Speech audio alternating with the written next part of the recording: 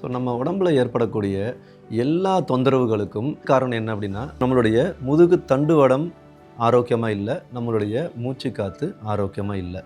So இப்போது இந்த ரெண்டையுமே டீல் பண்ணக்கூடிய ஒரே ஒரு ஆர்ட் அப்படின்னு நம்ம சொன்னோம் அப்படின்னா யோகாவை சொல்லிடலாம். ஸோ இப்போ இந்த யோகாவை நாம் சரியாக பயன்படுத்திக்கிட்டோம் அப்படின்னாக்க, நம்ம இப்போ இருக்கிற பிரச்சனையும் வந்துட்டு நம்ம சால்வ் பண்ணிடலாம், இனியும் எதுவும் வராமலும் பார்த்துக்கலாம். ஸோ இந்த முதுகு தண்டுவடத்தில் நாம் பண்ண வேண்டியதெல்லாம் என்னென்னா 4 ஆக்ஷன் தாங்க. ஒன்று ஃபார்வர்ட் ஆக்ஷன், இன்னொன்று பேக் ஆர்ச், ஒன்று லேட்ரல், இன்னொன்று ட்விஸ்ட். இது 4 ஆக்ஷன் தான் முதுகு தண்டுவடத்தில் கொடுக்க முடியும். அதே மாதிரி நம்ம மூச்சு காற்றுல நம்ம பண்ண போகிறது ஒரே ஒரு ஆக்ஷன் தான். ஒரு இன்ஹேல், ஒரு எக்ஸேல், இவ்வளவு தான்.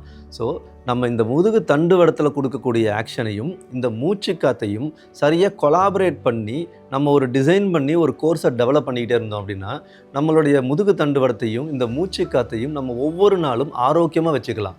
ஸோ இது எப்படி நம்ம எந்த லாஜிக்கில் டிசைன் பண்ணணும் அப்படின்னா, நம்ம மூச்சு இழுக்கிற போது பாடி வந்துட்டு எக்ஸ்பேண்ட் ஆகணும், நம்ம மூச்சு விடும்போது பாடி வந்துட்டு கான்ட்ராக்ஷன் ஆகணும். ஸோ இந்த லாஜிக்கை நம்மளுடைய முதுகு தண்டுவடத்தில் நம்ம கொடுக்குற மொபிலிட்டியில் வந்துட்டு அப்ளை பண்ணணும்.